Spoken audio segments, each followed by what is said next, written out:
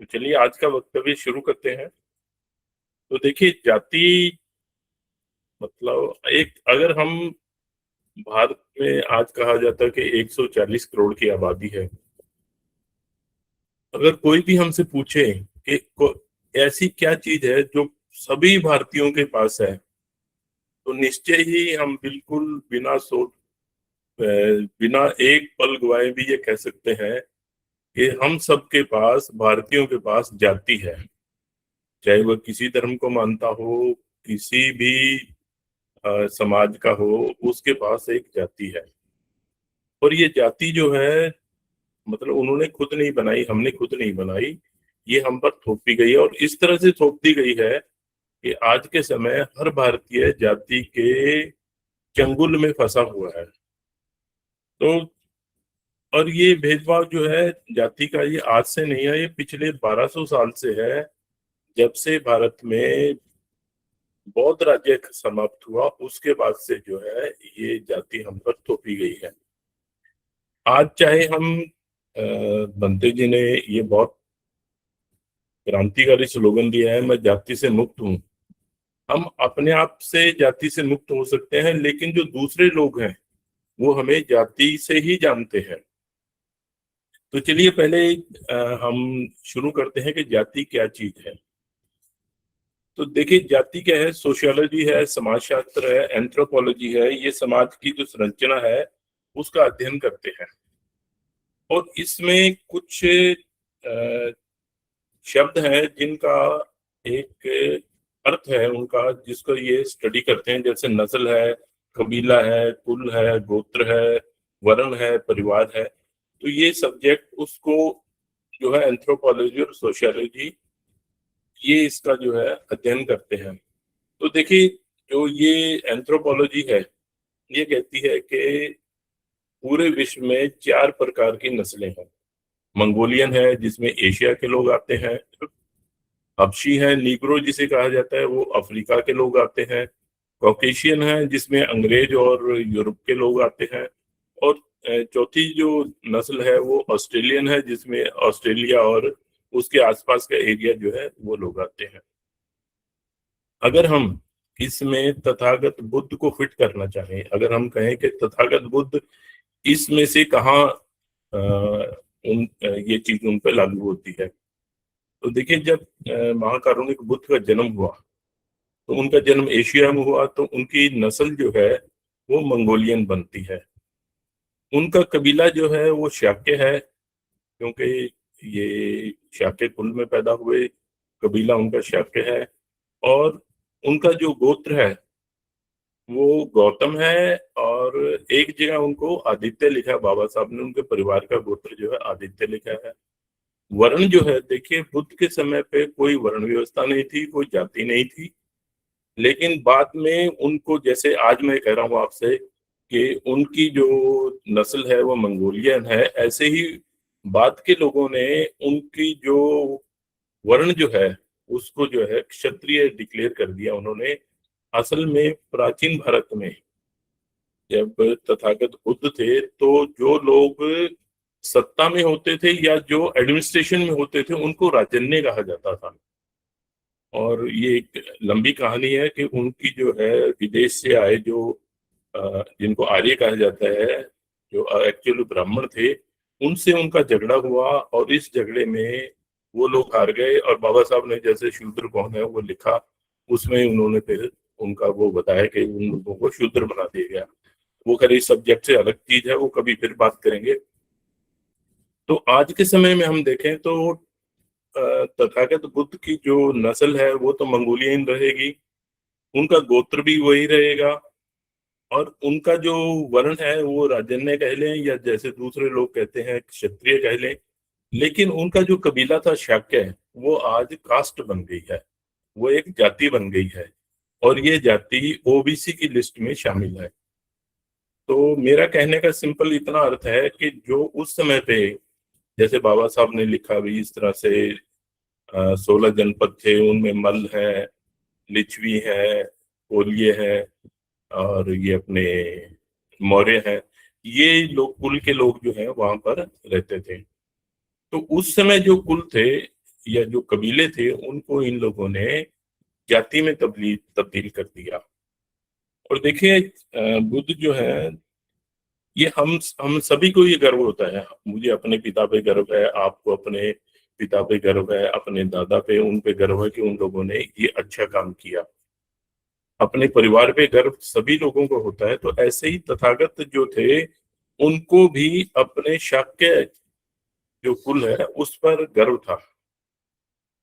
और जब बहुत से भिक्षु उन संघ में शामिल हुए, तो लोग तो तथागत बोले कि देखिए, जैसे समुद्र में आके और सभी नदियां अपना नाम और अपना जो पहचान वो खो देती हैं, वैसे ही जो भिक्षु बन जाते हैं वो संघ में आके अपना कुल गोत्र सब वो जो है उनका समाप्त हो जाता है। तो जब वो लोग भिक्षा के लिए जाते थे, भिक्षु जो है, तो लोग उनसे पूछते थे, भाई तू कौन से कुल का है? तो अब उनको तथागत का तो वो ध्यान याद था, वो कि तथागत ने ये कहा है कि हम किसी कुल के नहीं है। तो फिर वो तथागत के पास आते हैं और उनसे बोलते हैं कि बनते लोग हमें हमारा कुल पूछते हैं। तो बुद्ध बोले कि आप जो है उनसे कहो कि हम शाक्य हैं, शाक्य पुत्र हैं। तो वो लोग, देखिए, शाक्य होने का अर्थ उस समय ये नहीं था कि हम शाक्य जाति के हैं। तथागत ने जब उनसे कहा कि आप शाक्य हो, तो उनका अर्थ ये नहीं था कि आप जो है शाक्य जाति के हो गए हो, बल्कि उनका अर्थ ये था कि आप मेरे परिवार में शामिल हो गए हो।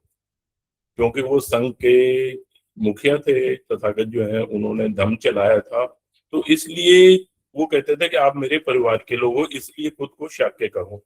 और इसी तरह जब सम्राट अशोक गद्दी पर बैठने से पहले भिक्षु बने, तो उन्होंने शिलालेख लिखवाया, उसमें उन्होंने बिल्कुल लिखवाया कि आज से मैं शाक्य हो गया हूँ, मैंने संघ ज्वाइन कर लिया है, संघ में शामिल हो गया हूँ और मैं शाक्य हो गया हूँ। अगर आज बुद्ध होते और यही बात उनसे कहते कि जब कोई आपसे कुल पूछे तो, या कबीला पूछे, या आपका पिछला वो आपका परिवार पूछे, तो आप उनसे ये कहना कि मैं शाक्य हूँ, तो लाजमी तौर पे तथागत पे ये इल्जाम लगता कि आप जाति फैला रहे हो, आप तो जातिवादी हो, जाति का प्रचार कर रहे हो। तो ये जो ये थी इस तरह, मतलब जो कुल जो था उसको बाद में इन लोगों ने जाति में तब्दील कर दिया। और ये जैसे मैंने कहा कि हम नारा देते हैं कि मैं जाति से मुक्त हूँ, हम आपस में तो ये जाति से मुक्त हैं, लेकिन जो दूसरे लोग हैं वो हमें आज भी उसी जाति से जानते हैं जिससे हमारा जन्म हुआ। तो ये कब हुआ? अब सवाल ये उठता है कि ये कुल को तथागत, देखिए, हम कहते हैं कि उनका कुल जो है शाक्य था, या उनका कबीला जो है शाक्य था, उनकी माता जो थी वो कोलिया कबीले से थी या कोलिया कुल से थी। तो ये तो उस समय था, लेकिन आज हम कहें तो ये जाति बना दी गई है। और ये हमारे तो सब, देखिए, जाति से आपको लड़ना हो, देखिए, मैं वीटीआर सर जो थे, वीटी राजशेखर जो थे, उनके साथ मैंने उनसे बहुत कुछ सीखा, उनके साथ काम किया मैंने। तो वो एक बात कहा करते थे कि जब आप अपनी ताकत पहचान लो और दुश्मन की कमजोरी पहचान लो, फिर उसके बाद आप चाहे 1000 लड़ाई लड़ो, आप कभी हारोगे नहीं। तो जब तक हम जाति का इतिहास नहीं जानेंगे और सही इतिहास नहीं जानेंगे, हम जाति को खत्म करने की कोशिश करते रहें, लेकिन उसको खत्म नहीं कर पाएंगे। तो इसलिए मैं जो थोड़ा बहुत मुझे जानकारी है आपके साथ साझा कर रहा हूँ। तो देखिए, मैं बहुत बार इसी प्लेटफॉर्म पे कह चुका हूँ कि बुद्ध के समय कोई जाति नहीं थी।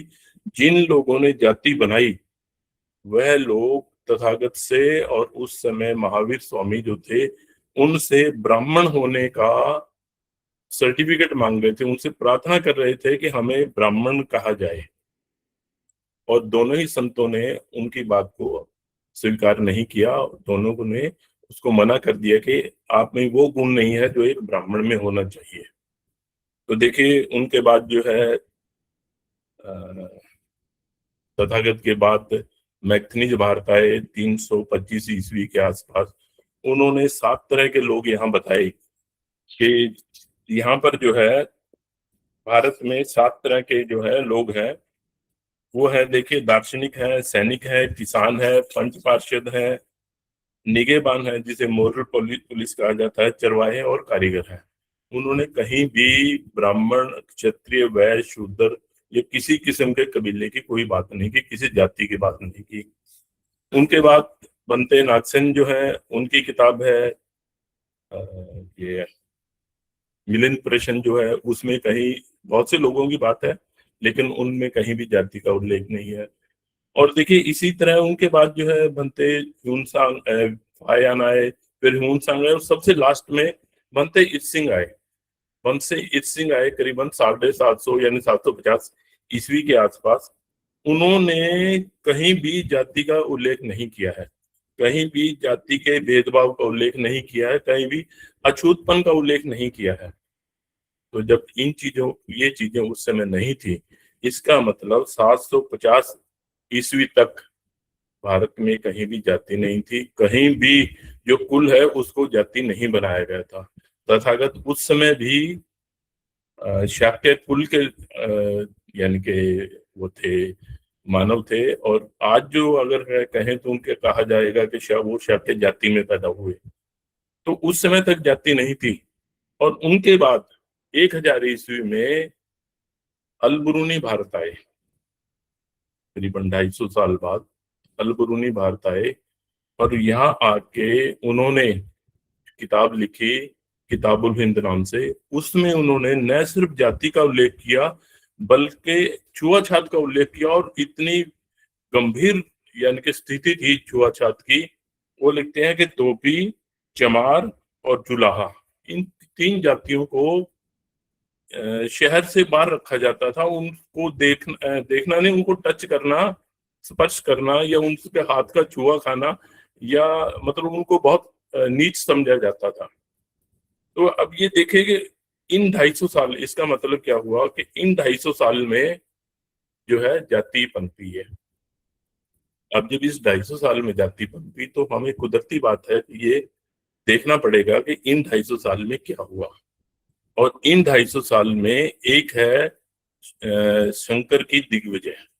और उन्होंने स्पष्ट लिखा है कि शंकर ने नरसिंह का अवतार लिया, नरसिंह का अवतार के रूप में शंकर पैदा हुआ, और इंद्र के अवतार के रूप में सुधन्वा राजा जो ये पैदा हुआ। और ये दोनों का काम, उन्होंने बुद्ध धर्म नहीं लिखा, उन्होंने लिखा बौद्धों को नष्ट करने के लिए इन्होंने अवतार लिया। देखिए, बाबा साहब ने अपनी किताब जो अनटचेबल है उसमें लिखा कि हमारे लोग, बौद्ध लोग जो थे वो चितराए लोग बन गए। उन पे जब अटैक हुआ उन्होंने गोमांस खाना नहीं छोड़ा, उनको फिर जो है वो अछूत बना दिया गया।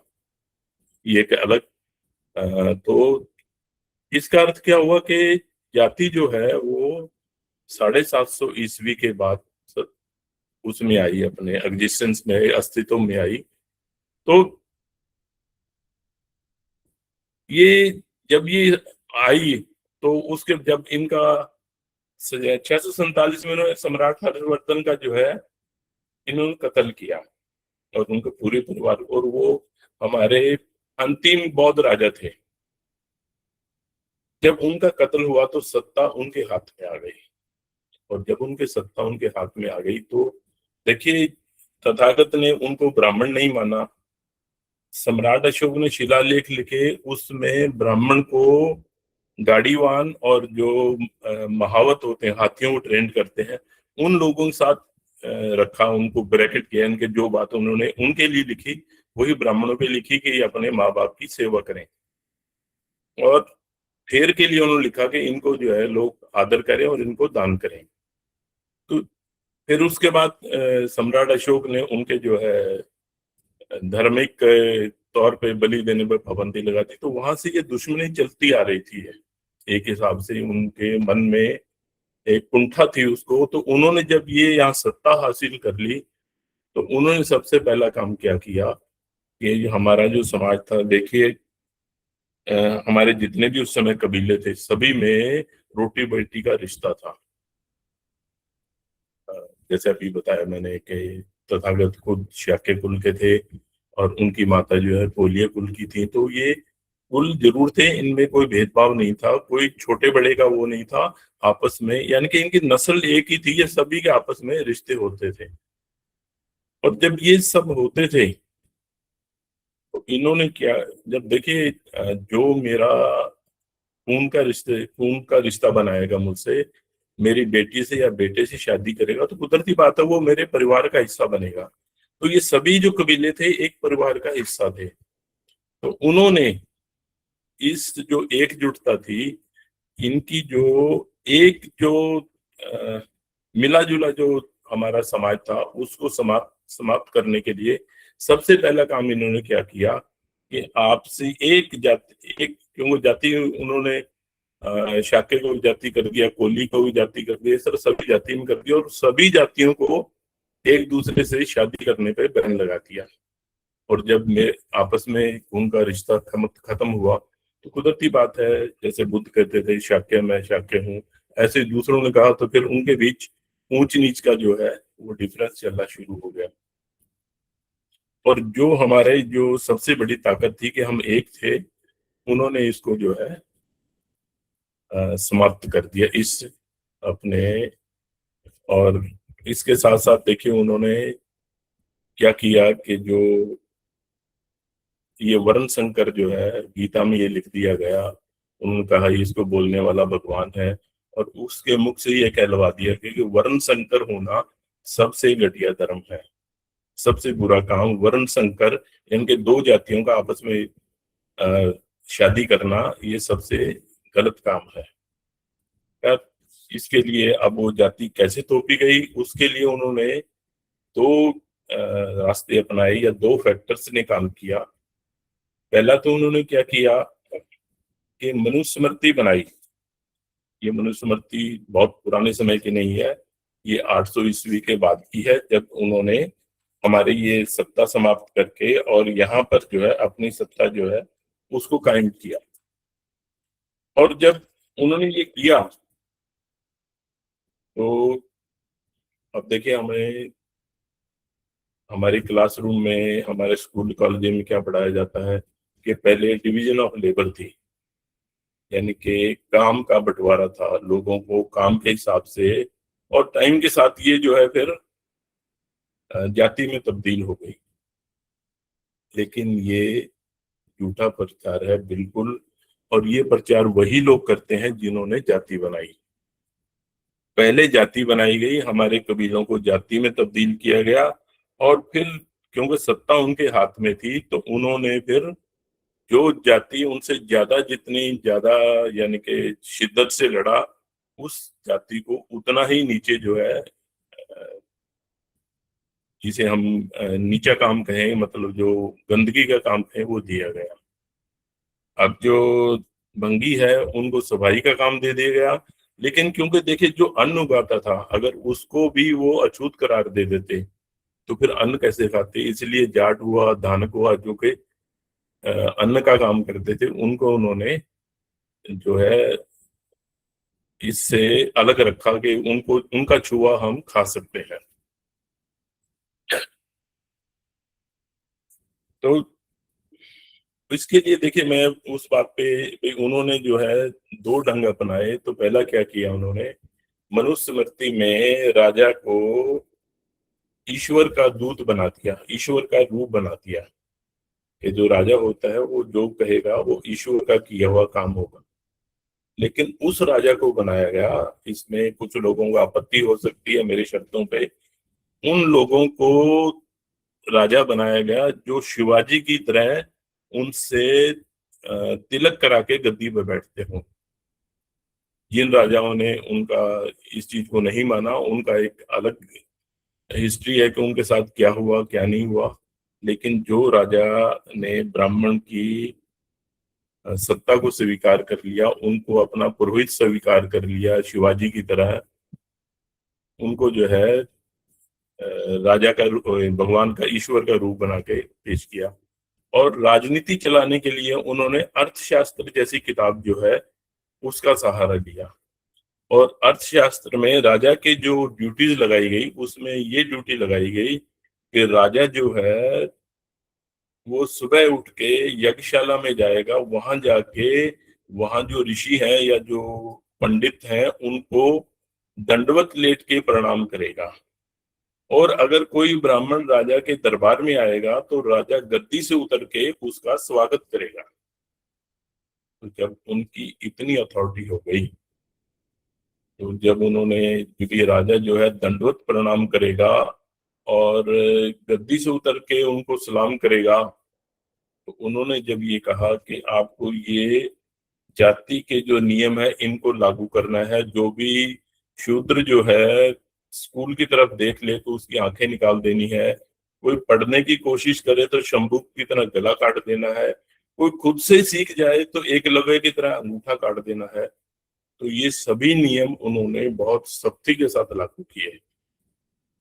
देखिए, मुझे कई बार थोड़ा यानी कि दुख भी होता है, कई बार मैं उदास भी हो जाता हूँ कि हम उस यानी कि उन महान योद्धा जो है, धनानंद जो है, जिन्होंने सिकंदर को हरा दिया, हम उनकी वंशज हैं, हम उनकी औलाद हैं।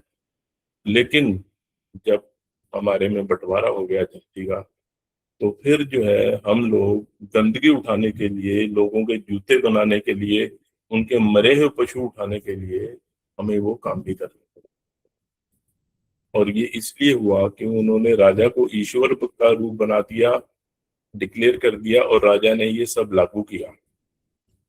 और राजा ने इसलिए लागू किया क्योंकि जब वो ईश्वर का रूप हो गया तो वह कुछ भी घटिया, कुछ भी जैसा भी काम करे वो जो है ईश्वर का काम मान लिया गया। उन्होंने खजुराहो के मंदिर बनाए, उसको जो है मंदिर का उसको जो है मंदिर बना दिया गया। तो इस तरह उसने कुछ भी किया, इन्होंने राजा को अपनी मर्जी के काम करने का अधिकार मिल गया। और इधर जो है तो चलिए खैर, ये जब हम ऐसे सब हुए और जहां देखिए राजा के थ्रू गया और जहां पेशवा को खुद का राज आ गया, तो ये तो हम सभी जानते हैं। बाबा साहब ने भी इसका उल्लेख किया है, जो हमारे गले में आंधी और पीछे झाड़ू बांध दिया गया। तो ये ऐसा ही चलता रहा। और देखिए ये सिर्फ उनमें ही नहीं, हम जो शूद्र कहे जाने वाले लोग हैं या जो जाति के जो प्रताड़ित लोग हैं, आज देखिए क्या है कि मैं बैंक में रहा हूँ और बहुत सी मैंने देखे हैं लोग कि इवन जो फॉर एग्जाम्पल बता रहा हूँ मैं किसी जाति का नाम, कि जो चमार अफसर बन गया, उसके घर में कोई बंकी औरत जो है बाई का काम कर रही है, तो वो अपने गिलास से उसको पानी नहीं पिलाती बल्कि उसका गिलास अलग से रखती है। तो अब ये थोड़ा सा मतलब हमारे पर भी ये सभी में आ गया ये। तो अब जब बनते जी ये करें कि हमने ये जाति समाप्त करके और इसको जो है हम फिर से अपना बौद्ध में बात बनाना चाहते हैं, तो देखिए ये इसमें क्या है कि एक हमें ये नहीं पढ़ाया जाता कि उनकी एक नीति है, उसे बोलते हैं साम दाम दंड भेद की नीति। जो भेद है उसका अर्थ होता है कि आप फूट डालो और राज करो। इस फूट डालो की नीति में उन्होंने हमारे में फूट डाली।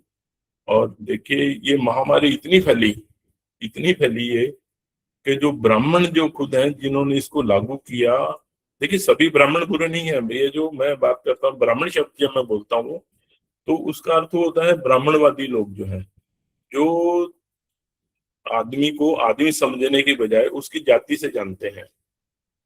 मेरे बहुत मतलब मैं पर्सनली मेरे बहुत से ब्राह्मण दोस्त हैं और मैं मतलब बिना लाग लपेट के कहता हूँ कि उनका जो चरित्र है, उनका मेरे साथ जो व्यवहार है अपने समाज के लोगों से कहीं बेहतर है। तो मैं जब ब्राह्मण कहता हूँ तो इसका पूरा वो ब्राह्मण समाज नहीं है, बल्कि वो जो लीडर लोग थे जो उन्होंने इस जाति को लागू किया, उनकी बात करता हूँ। मनु जो है उसके और उसके वंशज जो है जिन्होंने जाति थोपी, उसकी बात करता हूँ। तो फिर क्या हुआ कि ये महामारी उनमें भी फैली। और आज मतलब मैं अगर पूरा लेक्चर देना चाहूँ तो इसी पे दे सकता हूँ कि उनमें जो एक गोत्र जो है, ये गोत्र जो है दूसरे गोत्र में शादी नहीं करता, इतना तक है। और मेरे साथ में एक ब्राह्मण दोस्त है मेरे, वो मेरे साथ ही काम करते हैं। तो कई बार उनसे बात होती है तो मुझे बड़ा हैरानी होती है कि इन लोगों के बीच भी ऐसा ही है। और देखिए, अब जैसे क्योंकि मैं चमड़े के काम करने वाले समाज से हूँ, और इसमें 5 लोग हैं, चमार है, रैगर है, जटिया है, अपने खटीक है और मोची है। और ये पांचों के पांचों एक दूसरे से ऊंचा होने का दावा करते हैं।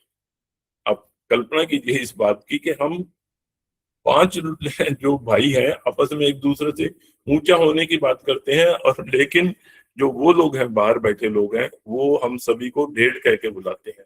और हम इस चीज को समझ, इसको हम अपने दिमाग में सोचने की हम कोशिश ही नहीं करते कि हमारे साथ ऐसा हो रहा है।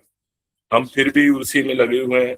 अब ठीक है, बंते जी ने देखिए एक बीड़ा उठाया है, और हम, अब देखिए मैं इसमें एक अपनी एक थोड़ी सी बात बताना चाहता हूँ इसमें। जैसे ये था, हमने हमारी पहचान जो है वो आज भी हमारी जाति के नाम से है। तो बेटा मेरा एसबीआई में पीओ सिलेक्ट हुआ। मेरे एक दोस्त थे, मतलब पंजाबी, क्योंकि देखिए मैं जात पात में विश्वास नहीं करता था शुरू से ही। तो सभी किस्म के मतलब मेरे दोस्त थे, अच्छे दोस्त जो है अब भी है, और समाज के लोग जो है, हम किसी से कोई दुश्मनी नहीं है हमारी। हमारी लड़ाई सिर्फ जाति से है, जाति के लोगों से नहीं है। तो बेटा मेरा एसबीआई में पीओ सिलेक्ट हुआ, वो पंजाबी थे, लड़की उनकी बहुत सुशील थी, हम जानते थे एक दूसरे को। तो हमें ये हुआ कि हम इनसे बात करते हैं कि ये हमसे रिश्ता बना लें, और ये बेटी हमारे घर में आएगी तो मतलब बहुत अच्छा होगा। हमने रिश्ते की बात की। तो उस समय हमें पहली बार ये पता चला कि वो लोग हमें अरोड़ा समझ रहे थे, पंजाबी समझ रहे थे। तो मैंने कहा जी देखिए, जाति तो हमारी ये है आपके हिसाब से, फिर भी अगर आप, बेटा मेरा बैंक में लग गया है, और अगर आप चाहें तो हम फिर भी आपसे बिना दहेज के और बिना उसके खर्चे की शादी करने को तैयार हैं। तो वो बोले भाई साहब, मैं थोड़ा इस पे विचार करके अपने रिश्तेदारों से पूछ के बताऊंगा। खैर 1-2 दिन के बाद वो बोले जी हम तो तैयार थे, लेकिन हमारे रिश्तेदार जो है, मेरी बहन जो है, मेरा बाप जो है, मेरा ये है वो है, वो इसके लिए राजी नहीं हुए। तो ये जो हमारी पहचान है उन लोगों की नजर में आज भी वही है। हम बहुत बने हैं। और जो बीटीआर सर ने बात कही थी कि जाति हमारी पहचान है, ये हमारे लिए नहीं, उन लोगों के लिए ये है कि उन लोगों की नजर में हमारी जाति ही हमारी पहचान है। तो चलिए खैर, अब जो सबसे मेन मुद्दे पे आते हैं कि इसको क्या हम समाप्त कर सकते हैं, क्या हम इसको जो है जाति का जो भेदभाव इसको खत्म कर सकते हैं, क्या हम एक बहुत समाज बना सकते हैं जिसमें कोई जाति नहीं हो। और बनते करुणाशील जी ने देखे बहुत क्रांतिकारी काम किए हैं। फिर, एक जो ये किताब है अपनी, बुद्ध और उनका धम्म, अब ये मेरे को उनका नाम ध्यान नहीं है, लेकिन पीछे वो स्वरूप लिखते हैं जिन्होंने इसका हिंदी में अनुवाद किया। तो ये पुस्तक मुझे जब मिली तो इसमें ये 20 रुपए की थी उस समय पे, और मैं बहुत हैरान हुआ कि देखिए हमारे प्रचार के लिए तो मैं कई किताबें लेके आया और लोगों में बांटी मैंने। तो उसमें कुछ मैंने गलतियां जैसे मुझे लगी, तो मैंने लंबा चौड़ा पत्र उनको लिखा कि देखिए इसमें जो है ये आप जो है इसको ऐसे करके ऐसे सुधारें। और खैर जो भी हुआ, उन्होंने फिर क्या हुआ कि बंते जी ने या जो भी उनका मंडल, वो संपादक मंडल है, उन्होंने इसमें से ऐसी ऐसी चीजें निकाल दी जो कि मैं समझा हुआ कि बहुत क्रांतिकारी कदम है। कुछ लोगों ने इतराज किया मेरे सामने, तो मैंने उनको जवाब दिया कि बाबा साहब हमारे पिता हैं, अगर उनके पिता की किसी चीज में किसी ने कोई गड़बड़ी की है और हमें लगता है कि किसी और ने की है, तो हमें बिल्कुल उसको साफ सफाई करने का अधिकार है। तो बनते जी का ये जो है कि मैं बौद्ध हूँ, जाति से मुक्त हूँ, बौद्ध मेरा समाज है। देखिए, ये इसको अचीव करने के लिए मैं जो मेरे मन में आई है मैं आपसे साझा कर लेता हूँ। सबसे पहले तो ये है कि हमें जैसे वो कहते हैं कि स्वर्ग जाने के लिए खुद मरना पड़ता है, तो अपने घर से हमें शुरू करना पड़ेगा। ये जो बनते जी का ये जो आदेश है कि बौद्ध मेरा समाज है, हम उसको उसी ढंग से जो करें, तो इसके लिए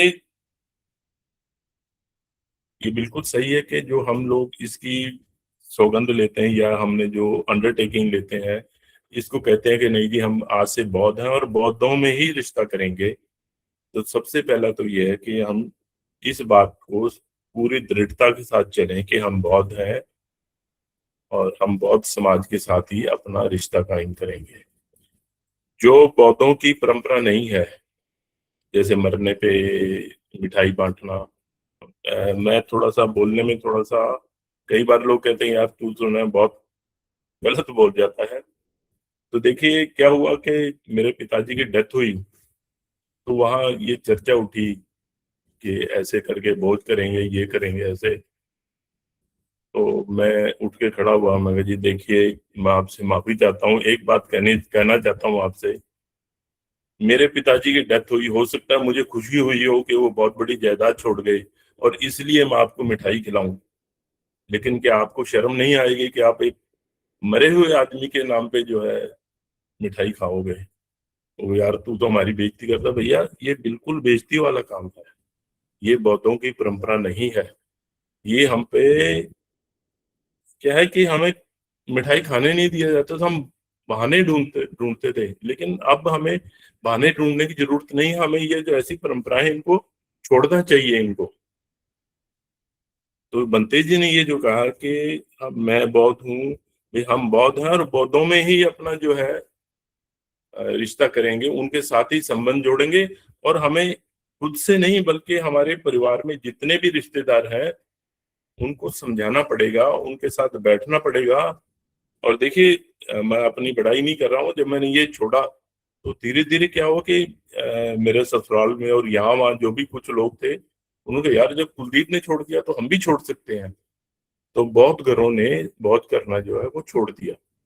तो ऐसे ही देखिए, हम जब ये करेंगे, भाई बहनों को समझाएंगे कि आप भी बौद्ध बनिए, बौद्ध समाज में जो है अपना रिश्ता कीजिए, तो ये जाति जो है कम से कम देखिए, जो हम ऐसे बौद्ध समाज बड़ा बनाते जाएंगे, एक दिन में सारा समुद्र जो है एक दिन में नहीं बनता, बूंद बूंद करके समुद्र बनता है। तो एक दिन ऐसा आएगा। और यहाँ मैं एक एग्जाम्पल देना चाहता हूँ आपको, ज्यादा समय नहीं लूंगा, मैं चाहता हूँ कि इसमें थोड़ी चर्चा भी हो। एक हमारे माननीय है दशरथ मांझी, तो उनकी वाइफ की डेथ हो गई क्योंकि वो उनके गांव के बाहर एक पहाड़ था, उसको क्रॉस करना बहुत मुश्किल था और वो हॉस्पिटल नहीं ले जा पाए।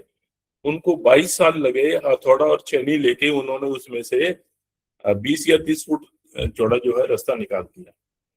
तो जब वो उसमें से पहाड़ को चीर सकते हैं, तो हम भी अपने बहन भाइयों को इनको जो है समझा के अपने साथ जो है मिला सकते हैं और एक बहुत बड़ा समाज जो है अपना बना लेंगे।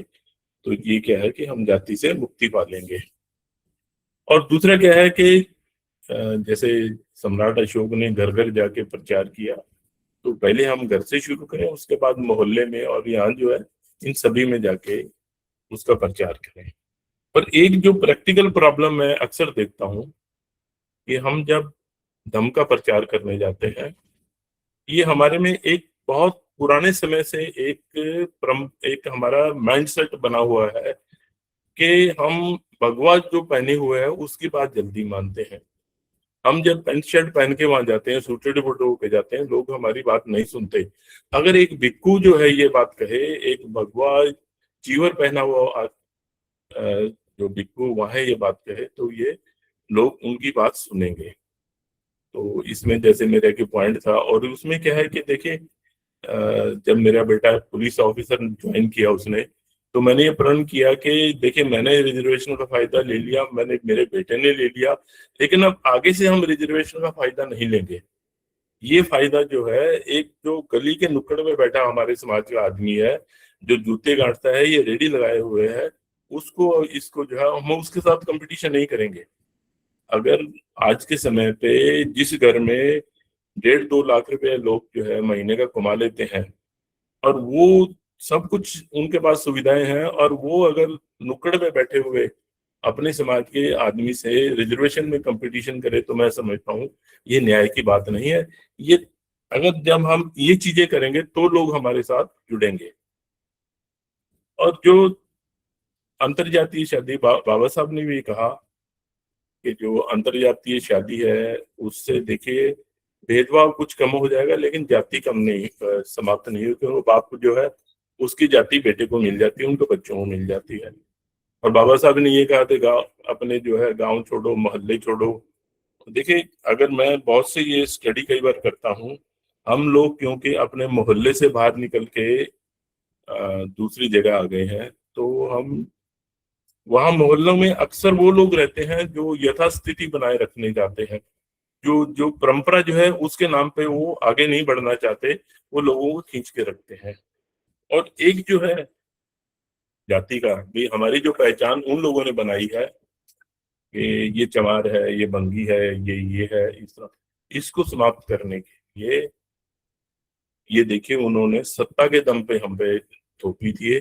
और जब तक हमें हमारे पास सत्ता नहीं आएगी, हम इस पहचान को उन लोगों से समाप्त नहीं कर सकते।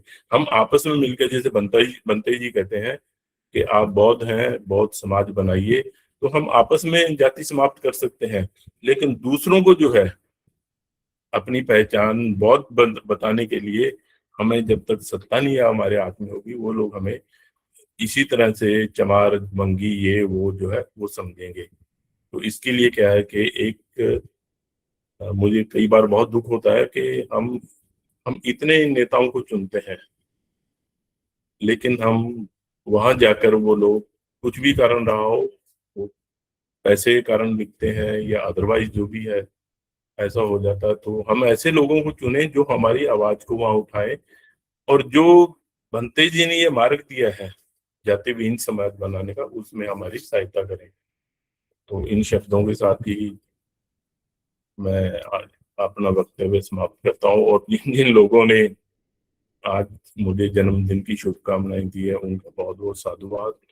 आज मुझे जिंदगी के 69 साल हो गए हैं, शरीर बिल्कुल फिट है। जब मैं चलता बाकी सब